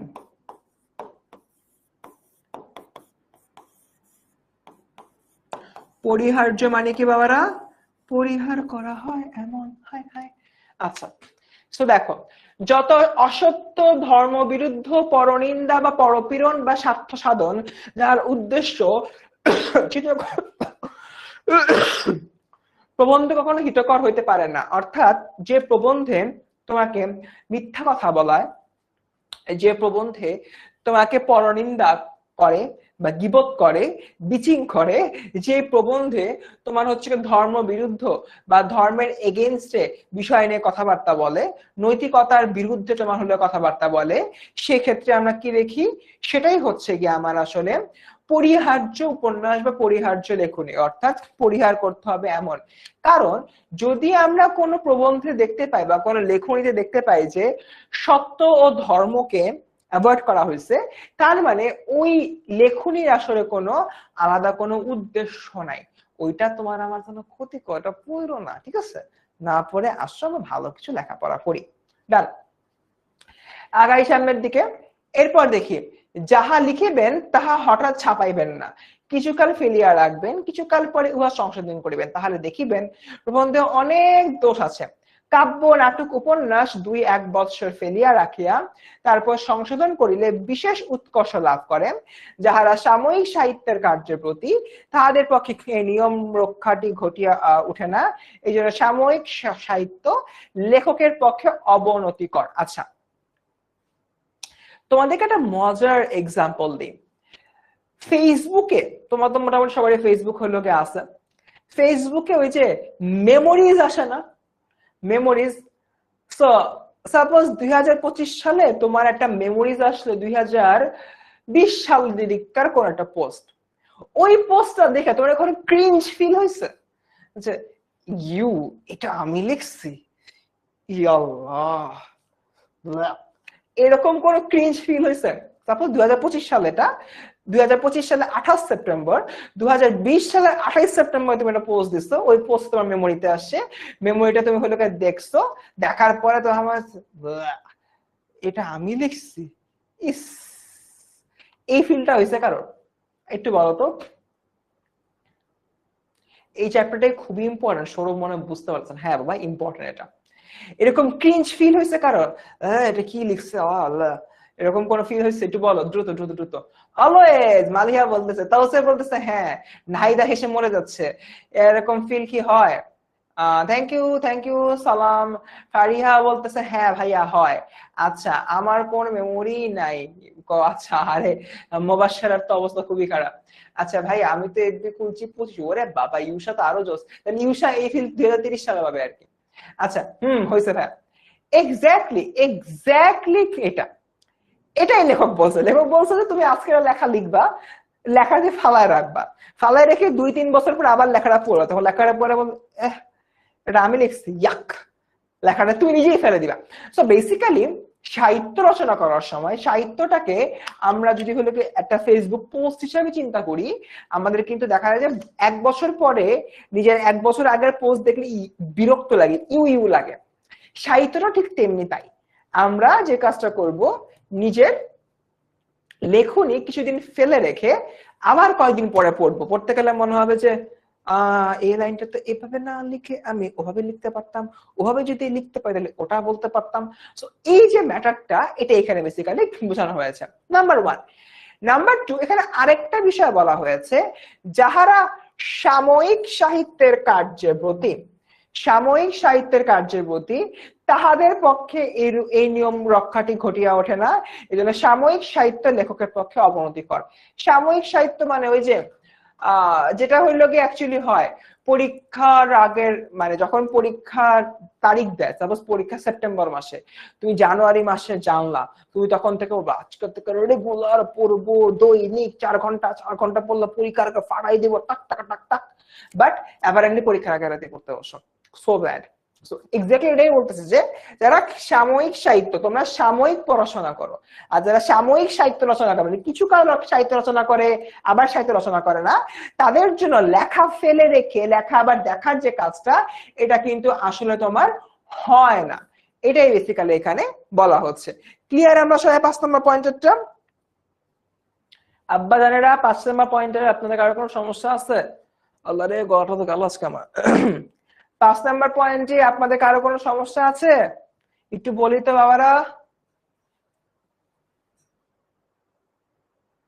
সাবিয়া কেন জানি মারা যাচ্ছে, ওই জানি কি বলতেছে।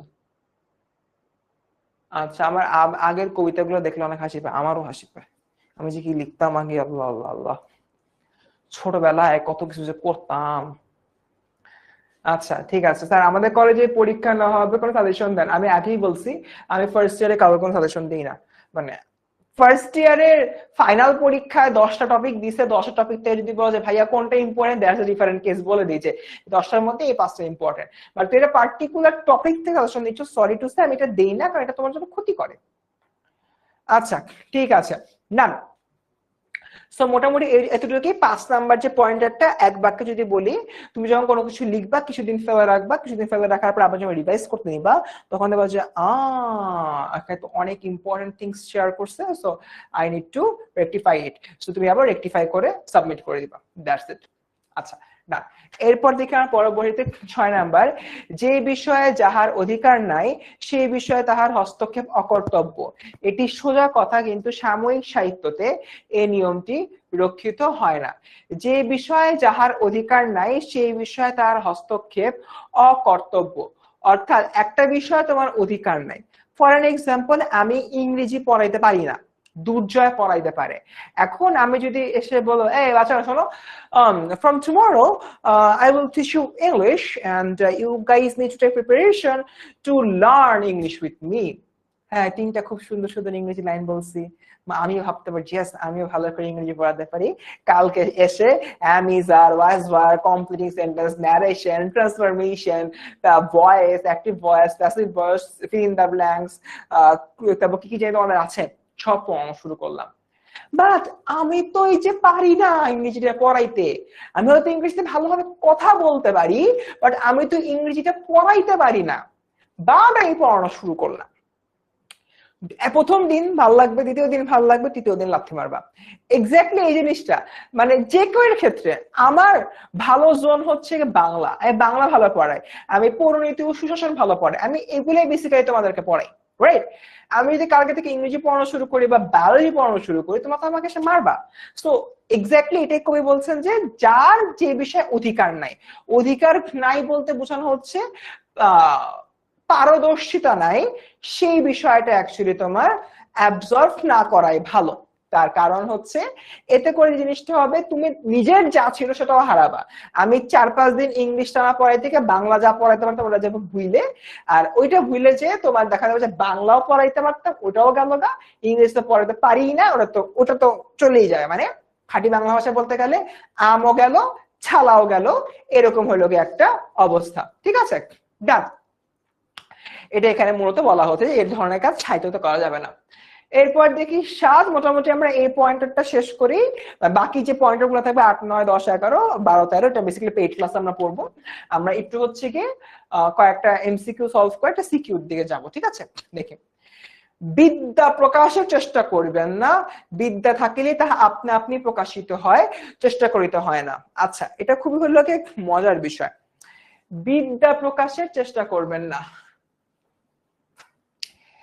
অনেক সময় দেখা যায় আমরা যা জানি না সেটা নিয়ে আমরা কথাবার্তা বলি। যেরকম আমি এক সময় একটা কোচিং সেন্টারে পড়াতাম, অফলাইন কোচিং সেন্টারে। সেই কোচিং সেন্টারে আমি 3টা সাবজেক্ট পড়াইতাম, বাংলা, বাংলাদেশের বিশ্ব পরিচয় ক্লাস 10-এর, আর ক্লাস 10-এর বায়োলজি। হ্যাঁ, আমি একটা বায়োলজি পড়াইতাম। বাট আমি একটা সার্টেন পিরিয়ড পরে দেখতে পাই যে আসলে আমি বাংলা যতটা জানি, সমাজ বা বিজিএস যতটা জানি, বায়োলজি অতটা জানি না। সো অ্যাপারেন্টলি বায়োলজি থেকে আমার সরে আসা উচিত। সো এখান থেকে আরো একটা বিষয় হলো আমি দেখি যে বিজিএস বা বাংলা নিয়ে যদি কেউ আমার কোনো প্রশ্ন করে, যে কোনো জায়গা থেকে প্রশ্ন করুক না কেন, আমি ইনস্ট্যান্ট জিনিসটাকে উত্তর দিয়ে আসতে পারি। ইনস্ট্যান্ট না পারলে 1-2 দিন টাইম নিয়ে উত্তরটা বের করে বলে আসতে পারি। বাট বায়োলজি নিয়ে যখন হচ্ছে আমাকে জিজ্ঞেস করা হয়, আমি এইটা তো আগে পড়ি নাই, এইরকম একটা ভাব আমার ভিতরে চলে আসে। অর্থাৎ বায়োলজিটা নিয়ে আমি কনভিন্স ছিলাম না। এন্ড আমি এসএসসি লেভেলের বায়োলজি ভালো করে পড়লেও এইচএসসি লেভেলের বায়োলজি ভালো করে পড়াইতে পারতাম না। এক্স্যাক্টলি এই জিনিসটা, বায়োলজি নিয়ে আমার বিদ্যা নাই, আমি বিদ্যা প্রকাশ করার চেষ্টা করতে গেলে আমি ধরা খাইতাম। বাংলা আর বিজিএস আমার বিদ্যা আছে, আমার এটা প্রকাশ করা লাগে না, অটোমেটিক্যালি বোঝা যায় যে আমি আসলে ভালো বাংলা পড়াইতে পারি, আমি আসলে ভালো বিজিএস পড়াইতে পারি। এইটা নিয়ে বেসিক্যালি এখানে বলা হচ্ছে। বাংলাদেশের নাম হচ্ছে BANGLADESH, বাংলাদেশ। ওকে নাবিলা, ঠিক আছে, বাংলাদেশের নাম কি বলে দিয়েছে, আমি বলে দিলাম। তো এরপর দেখি, আচ্ছা আমরা দেখি, বিদ্যা প্রকাশের চেষ্টা করিবেন না, বিদ্যা থাকিলে তাহা আপনি প্রকাশ পায় এবং চেষ্টা করিতে হয় না, অর্থাৎ এটা হচ্ছে অটোমেটিক্যালি তোমার প্রকাশিত হবে। বিদ্যার প্রকাশের চেষ্টা পাঠকের অতিশয় বিরক্তির কারণ এবং রচনার পরিপাট্যের বিশেষ হানিজনক। সাপোজ আমি হলো গিয়ে একটা সাহিত্য লিখছি, তোমার হলো গিয়ে কিসের সাহিত্য, প্রেমের সাহিত্য, একটা প্রেম নিয়ে আমি একটা উপন্যাস লিখছি। তো প্রেম নিয়ে উপন্যাস লিখতে লিখতে আমি এক পর্যায়ে গিয়ে হচ্ছে গিয়ে বললাম যে এই যুগলটা নেপালে ভ্রমণ করতে গিয়েছে মাউন্ট এভারেস্ট দেখতে। খুব ভালো কথা, নেপাল খুব একটা সুন্দর জায়গা, মাউন্ট এভারেস্ট দেখার জন্য খুবই একটা সুন্দর জায়গা, ওকে ভালো কথা গেছে। তো তোমরা পাঠক হিসেবে চিন্তা করো, আমি কি বলছি, আমি হচ্ছে গিয়ে তোমার একজন লেখক, আমি লিখছি যে একটা দম্পতি সদ্য তাদের বিয়ে হয়েছে, তারা হলো কি নেপালে গিয়েছে, নেপালের যে অপরূপ প্রাকৃতিক সৌন্দর্য রয়েছে, প্রাকৃতিক সৌন্দর্য দেখে তোমরা হলো পাঠক, তোমরা পড়তেছো। তো পড়তে পড়তে এক পর্যায়ে দেখলে আমি লেখা শুরু করছি যে হিমালয় পর্বত শৃঙ্গ, এটি পৃথিবীর সর্বোচ্চ পর্বত শৃঙ্গ, এটি নেপালে অবস্থিত, এই পর্বত শৃঙ্গে বেশ কয়েকটি বেজ রয়েছে, এই পর্যন্ত বাংলাদেশি অনেকে এই পর্বত শৃঙ্গটি আরোহণ করেছে। মানে তোমরা তখন বলবা না, ছিল একটা প্রেমের উপন্যাস, একটা দম্পতি বিয়ে করলো, নেপালে গেল হচ্ছে তোমার ঘুরতে, ওখান থেকে হিমালয় পর্বত দেখছে, এরপর হিমালয় পর্বতমালার বর্ণনা কোত্থেকে শুরু হইলো, এটা প্রশ্ন আসে না মনে? এক্স্যাক্টলি এটা বলা হচ্ছে। হ্যাঁ, হিমালয় নিয়ে হয়তো আমার বিদ্যা আছে, জ্ঞান আছে, বাট সেই জিনিসটা আমরা যদি এখানে প্রকাশ করতে নেই তাহলে পাঠকের জন্য অতিশয় বিরক্তির কারণ হয়। তোমাদের কাছে বিরক্তি লাগবে না, আরে কি একটা সুন্দর উপন্যাস ছিল, এর মধ্যে হিমালয়ের বর্ণনা বলা শুরু করছে, ইজেন্ট ইট? সো এইখানে আমরা এখানে যেটা দেখতে পাই সেটা হচ্ছে আমাদের আসলে কখনোই নিজের অতিরিক্ত জ্ঞান বা পাণ্ডিত্য প্রকাশ করা উচিত না। বলতেছে এখনকার প্রবন্ধে ইংরেজি, সংস্কৃত, ফরাসি, জার্মান কোটেশনের বড় বেশি দেখতে পাই, যে ভাষা আপনি জানেন না পরের গ্রন্থের সাহায্যে সে ভাষা হইতে কদাচ উদ্ধৃত করিবেন না। কদাচ মানে কখনো, এটা বঙ্কিমচন্দ্র তার সময়কার কথা বলতেছে, যে অনেক সময় দেখা যায় যে বাংলা ভাষার বইতে আরবি একটা বিশাল বড় হচ্ছে কোটেশন হলো দিয়ে দিছে, যে কোটেশনটা মাথা মুন্ডু আগা মাথা কিছুই তুমি বুঝতে পারতেছো না। তার মানে কি হয় বাচ্চারা, তার মানে এই জিনিসটা আসলে করা ঠিক হবে না, এবং এটা আমরা অ্যাকচুয়ালি করব না। That's it. সো স্টুডেন্টস, এখানে আমরা দেখতে পাচ্ছি যে আরো বেশ কিছু ইয়া রয়েছে, আরো বেশ কিছু পয়েন্ট রয়েছে। আমরা প্রথম 7টা পয়েন্ট হচ্ছে পড়লাম, 8, 9, 10, 11, 12, 13, এগুলো বেসিক্যালি আমরা দেখবো। আচ্ছা, আমরা পেইড ক্লাসে এগুলো বেসিক্যালি পড়বো। আমাকে একটু কাইন্ডলি বলো যে তোমরা কারা কারা আমাদের পেইড ব্যাচে আছো। যারা যারা পেইড ব্যাচে নাই, আমরা কিন্তু পেইড ব্যাচে এরকম মজা করে করে পড়াই। আই ডোন্ট নো আজকে ক্লাসে কার কাছে কতটা মজা লেগেছে। সো পেইড ব্যাচে এরকম মজা করে করে পড়াই, আসো। তুমি যদি পেইড ব্যাচে ভর্তি হতে চাও তাহলে কিভাবে ভর্তি হবা, আসো একটু তোমাদেরকে দেখাই দিই। ফার্স্টে তোমরা ক্রোমে যাবা, ক্রোমে গিয়ে তোমরা লিখবা 10ms, 10ms লিখে সার্চ দিবা। সার্চ দিলে কিন্তু আমাদের ওয়েবসাইটে চলে আসবে, ওয়েবসাইটে শুট করে ঢুকে যাবা। শুট করে হচ্ছে ঢুকে যে তোমরা যে কাজটা হলো করবা, এই যে এরকম একটা ইন্টারফেস আসবে। এরকম ইন্টারফেস আসার পরে তুমি জাস্ট সার্চ বারে যে নিজের যে ব্যাচটা রয়েছে, তোমার ব্যাচ কি 27 না, 27 ব্যাচটার নাম লিখে ফেলো, 27, এই যে অনলাইন ব্যাচ 27। 27 লেখার পরে তুমি এখানে এন্টার প্রেস করো। এন্টার প্রেস করলে দেখো কতগুলা কোর্স আমাদের 27-এ, দেখছো কতগুলা কোর্স, অনেক কোর্সের উপরে কোর্স। কই আমি আর ফারহান ভাই কই? এই তো, কই কই কই, আমি আর ফারহান ভাই আশেপাশে কোন একটা জায়গায় আছি, দাঁড়াও একটা সেকেন্ড। ওকে, সো বাংলা কোথায়, এই যে আমার আর ফারহান ভাই বাংলা এখানে চলে আসে। সো দেখো এইখানে আসার পরে কোর্স তো কিনবা, বিফোর পারচেজিং দ্য কোর্স একটা কাজ করবা, এটা হচ্ছে এখানে কিছু ফ্রি ক্লাস আমি আর ফারহান ভাই দিয়ে দিচ্ছি। এই লিংকে ঢুকে এখানে সবুজ যে বাটনটা, এখানে প্রেস করলে ফোন নাম্বার দিয়ে তুমি খুব সহজেই আমাদের কয়েকটা ফ্রি ক্লাস দেখতে পারো, যে ফ্রি ক্লাসগুলো অনেক বেশি ইম্পর্টেন্ট তোমাদের জন্য। আচ্ছা, এরপর দেখি এই কোর্সের সাথে তোমাদের কি কি জিনিস থাকছে। আমি আছি, ফারহান ভাই আছে, বিকন আছে, তারপর আমাদের ফেসবুক গ্রুপটা যেখানে আমাদের ফ্রিতে জয়েন করতে পারো সেটাও বেসিক্যালি এখানে দেওয়া আছে, ইত্যাদি ইত্যাদি। যাই হোক, সো আমরা দেখি, আমরা হচ্ছে কি এই কোর্সটা কেনার জন্য কোর্সটি কিনুন বাটনে প্রেস করব। কোর্সটি কিনুন বাটনে প্রেস করে আমরা এগিয়ে যাব। 3000 টাকা কোর্সের প্রাইস। ওকে, ভালো কথা। এখন আমি দেখি আমার একটা প্রোমো ছিল, প্রোমো কোডটা এখনো কাজ করে কিনা। এটা হচ্ছে গিয়ে ফারসিম এইচএসসি 27। হ্যাঁ, এখনো তোমার কিন্তু প্রোমো কোডটা কাজ করে। সো দেখো, এই যে প্রোমো কোডটা ফারসিম এইচএসসি 27, তোমার 3000 টাকার কোর্স তুমি মাত্র 2000 টাকা কিনতে পারবা। 1000 টাকা আমি ছাড় করে দিচ্ছি। সো সবাই আমার এই প্রোমো কোডটা মুখস্থ করে ফেলো, যারা যেন আমাদের কোর্সে নাই, যে এইচএসসি 27 অনলাইন ব্যাচ বাংলা 3000 টাকার কোর্স। আমার এই প্রোমো কোডটা দিলে ফারসিম এইচএসসি 27 তোমরা 1000 টাকা ডিসকাউন্টে মাত্র 2000 টাকার কোর্সটা কিন্তু টকাশ করে কিনে ফেলতে পারবা। ঠিক আছে? So students, that's it. আমরা হচ্ছে কি এবার চলে যাই আমাদের এই যে গল্পটা পড়লাম এতক্ষণ, সেই গল্প থেকে একটা সিকিউ সলভ করি। এই সিকিউটা সলভ করে বেসিক্যালি আমরা ক্লাসটা শেষ করে দিব। আচ্ছা, সো আমরা যদি হলে তাকাই, আমরা কি দেখতে পাই? আমরা দেখতে পাই যে, এক সেকেন্ড, আচ্ছা ডান।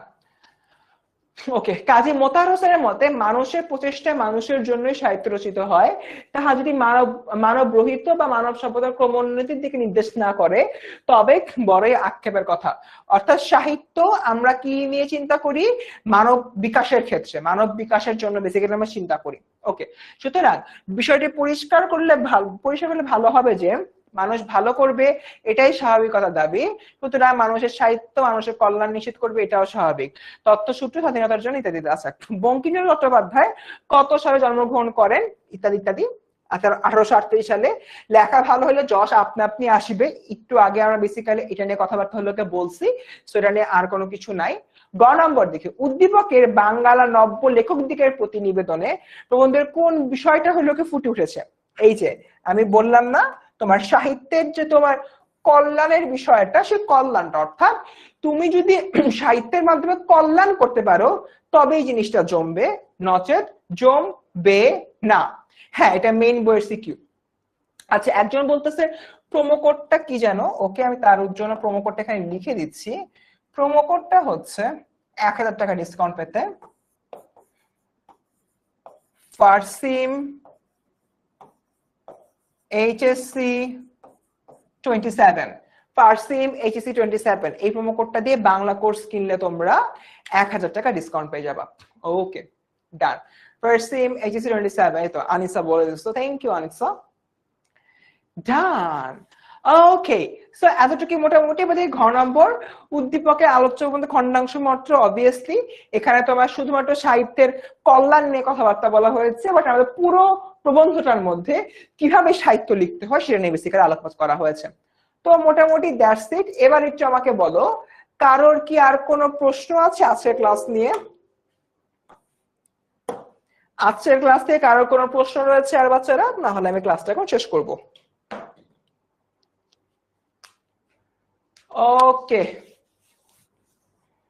সব সাবজেক্টের প্রোমো কোড ফারসিম এইচএসসি 27 দিয়ে তুমি মোটামুটি সকল সাবজেক্টের প্রোমো কোড ইউজ করতে পারবা। সকল সাবজেক্টে এই প্রোমো কোড তুমি ইউজ করতে পারবা। ঠিক আছে? তাহসিন আপনি কমার্সের, আমি সায়েন্সের। হো, আচ্ছা ঠিক আছে। আমাকে একটু কাইন্ডলি বলো, কারো কোনো সমস্যা আছে? কারো কোনো সমস্যা আছে আজকের ক্লাস নিয়ে? আচ্ছা, সো এই ক্লাসটা কিন্তু এখানেই শেষ না। এই ক্লাসের কিন্তু পুরো ভার্সনটা হবে আমাদের পেইড ব্যাচে। সো যারা যারা পেইড ব্যাচে ক্লাসটা করতে চাও অবভিয়াসলি পেইড ব্যাচে জয়েন হয়ে যাও, এবং জয়েন হতে যে কাজটা করবা, তোমরা সবাই ফারসিম এইচএসসি 27 এই প্রোমো কোডটাতে জয়েন করবা। আর হ্যাঁ, তোমরা যারা আমার সাথে সেলফি তুলছো, যাদের সাথে আমার এখন সেলফি আছে, তারা যখন আমাদের ক্লাস রিভিউ দিবা আর কিন্তু ক্লাসের কোনো স্ক্রিনশট নিতে পারবা না। তারা সেলফিটা পোস্ট করবা, আর সেলফিটা পোস্ট করে জানাবা ক্লাসটা কেমন লেগেছে। সো স্টুডেন্টস, গতকালকে যাদের সাথে আমার দেখা হয়েছে এবং সেলফি তুলেছি, এবং যারা আজকে এই ক্লাসটা করেছো, তারা অবভিয়াসলি আজকে একটা ছোট্ট কাজ করবা আমার হয়ে। সেটা হচ্ছে এইচএসসি 27 স্টার স্টুডেন্টস এই যে গ্রুপটা, এই গ্রুপে আজকের ক্লাসটা কেমন লাগলো সেটার একটা ফিডব্যাক দিবা। বাট ফিডব্যাকটা দেওয়ার একটাই শর্ত, সবাই ফিডব্যাক দিতে পারবা, বা যাদের সাথে আমার সেলফি আছে তারা সেলফিটা সহ ফিডব্যাক দিবা। তাই দেখতে চাই যে গতকালকে ছিলা, আমার সাথে দেখা হয়েছে, আজকে আমার অনলাইনে ক্লাস করেছে, এমন কারা? Okay, done. So that's it students. যদি কারো কোনো প্রশ্ন না থাকে, তাহলে আমরা আমাদের ক্লাসটা এখানে শেষ করতে পারি। ঠিক আছে, ডান। ওকে স্টুডেন্টস, টাটা, দেখা হচ্ছে পরবর্তী কোনো ক্লাসে। আসসালামু আলাইকুম।